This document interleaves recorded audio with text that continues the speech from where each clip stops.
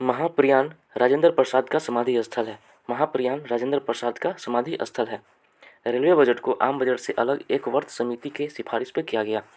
Railway budget को आम budget से अलग एक वर्त समिति के सिफारिश पे किया गया और एक वर्त समिति जो है 1924 में आया था। शिवरमन समिति के आधार पर नबार्ड की स्थापना की गई। शिवरमन समिति के आधार पर नबार्ड की स्थापना की गई। नबार्ड की स्थापना 12 जुलाई 1982 ईस्वी को हुआ था और इसका हेडक्वार्टर मुंबई में बनाया गया था। नबार्ड की स्थापना किसके सिफारिश पे हुआ था? शिवरमन समिति की सिफारिश पर। और इसकी स्थापना कब हुई थी? 12 जुलाई 1982 को और इसका हेडक्वार्टर कहाँ है? मुंबई में। खाद्य श्रृंखला में ऊर्जा का 10% प्रवाह का नियम लिंडेमान द्वारा प्रस्तुत किया गया। खाद्य श्रृंखला में ऊर्जा का 10% प्रवाह का नियम किसके द्वारा प्रस्तुत किया गया? लिंडेमान के द्वारा। आधुनिक आवर्त सारणी मोसले द्वारा प्रस्तावित किया गया। आधुनिक आवर्त सारणी किसके द्वारा प्रस्तावित किया गया? मोसले द्वारा प्रस्तावित किया गया आधुनिक आवर्त सारणी। ऋग्वेद में तांबे को आयस कहा जाता है। ऋग्वेद में तांबे को क्या कहा जाता है? आयस कहा जाता है। वेदों की ओर लौटो का नारा किसने दिए थे? दयानंद सरस्वती ने दिए थे। सत्यार्थ प्रकाश नामक पुस्तक के लेखक दयानंद सरस्वती। वेदों की ओर लौटो का नारा किसने दिए थे? दयानंद सरस्वती ने। सत्यार्थ प्रकाश नामक पुस्तक के लेखक भी कौन है? दयानंद सरस्वती ही है। टिटिकाका झील कहाँ है? दक्षिण अमेरिका में। टिटिकाका झील दक्षिण अमेरिका में। विक्टोरिया झील कहाँ है? अफ्रीका में। और विक्टोरिया झील जो है नील नदी का उद्गम स्थल भी है। विक्टोरिया झील जो है अफ्रीका में है और नील नदी का उद्गम स्थल भी है। और विक्टोरिया झील से होकर गुजरने वाली रेखा कौन सी रेखा है? भूमध्य रेखा। भूमध्य रेखा जो है विक्टोरिया झील से होकर गुजरती है। विनिपेग झील कनाडा में है और ये गेहूं की सबसे बड़ी मंडी के लिए प्रसिद्ध है। विनिपेग झील गेहूं की सबसे बड़ी मंडी है और ये कहाँ है? कनाडा में है। अलास्का तथा यूरोप को अलग करने वाली जल संधि बेरिंग जल संधि है।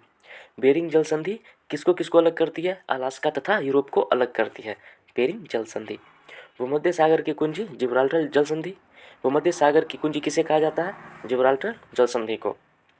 ऑपरेशन जीरो आवर का संबंध किससे है? तो ऑपरेशन जीरो आवर का संबंध भारत छोड़ो आंदोलन से है।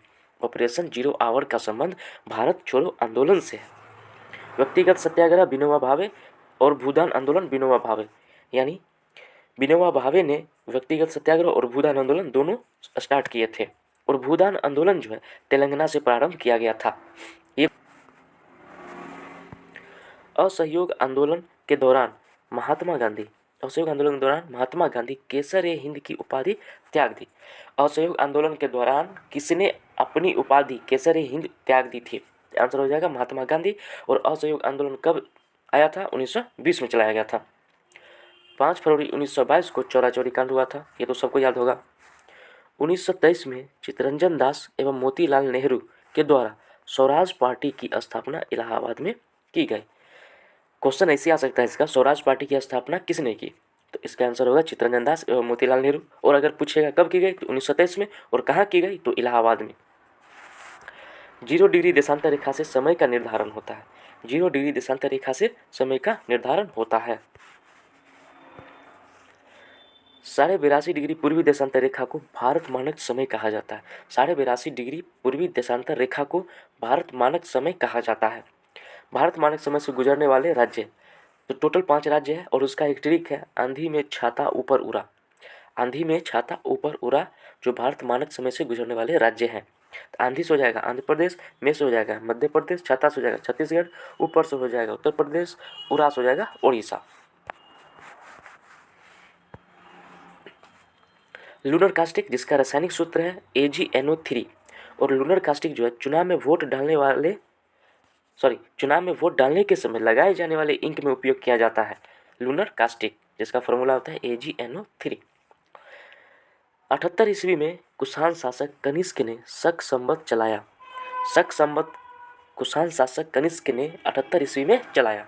याद रहेगा शक संवत कब आया? 78 ईस्वी में। किसके द्वारा? कनिष्क के द्वारा।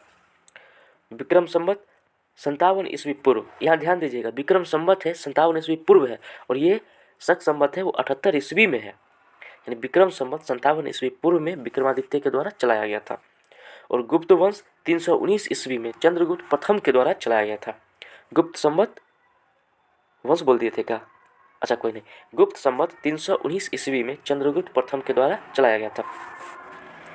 बांग्लादेश के प्रथम राष्ट्रपति शेख मुजीबुर रहमान थे और इनका उपनाम बंगबंधु है। बंगबंधु किसका उपनाम है? शेख मुजीबुर रहमान, और ये बांग्लादेश के प्रथम राष्ट्रपति थे।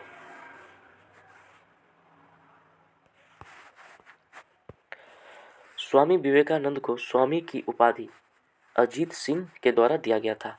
स्वामी विवेकानंद को स्वामी की उपाधि किसने दिया था? अजीत सिंह ने दिया था। वर्नाकुलर प्रेस एक्ट लिटन के समय में आया था। और वर्नाकुलर प्रेस एक्ट कब आया था? 1878 में। वर्नाकुलर प्रेस एक्ट 1878 में लिटन के समय में आया था। और स्ट्रेची आयोग, जिसको अकाल आयोग भी कहते हैं, ये भी लिटन के ही समय में आया था। बंगाल का प्रथम गवर्नर क्लाइव था। बंगाल का प्रथम गवर्नर क्लाइव था और प्लासी का युद्ध 1757 इसी के समय में हुआ था। बंगाल का प्रथम गवर्नर क्लाइव था और प्लासी का युद्ध जो हुआ था 1757 ईस्वी में, वो क्लाइव के समय में ही हुआ था। बंगाल का पहला गवर्नर जनरल वारेन हेस्टिंग्स था। बंगाल का पहला गवर्नर जनरल वारेन हेस्टिंग्स था और 1773 में रेगुलेटिंग एक्ट इसी के समय में आया था। 1773 के रेगुलेटिंग एक्ट जो था वो वारेन हेस्टिंग्स के समय में आया था और वारेन हेस्टिंग्स बंगाल का पहला गवर्नर जनरल था। बंगाल में द्वैध शासन लागू करने वाला क्लाइव था और हटाने वाला वारेन हेस्टिंग्स था। बंगाल में द्वैध शासन लागू करने वाला कौन था? क्लाइव था। और हटाने वाला कौन था? वारेन हेस्टिंग्स था। और क्लाइव जो है बंगाल का प्रथम गवर्नर है और वारेन हेस्टिंग्स जो है बंगाल का पहला गवर्नर जनरल है। इस बात पे ध्यान रखिएगा, ये कंफ्यूजिंग पॉइंट होता है। जैसे बंगाल का प्रथम गवर्नर क्लाइव है और बंगाल का पहला गवर्नर जनरल कौन है? तो वारेन हेस्टिंग्स है। ठीक है, अगर सेशन पसंद आया होगा तो लाइक कर दीजिएगा।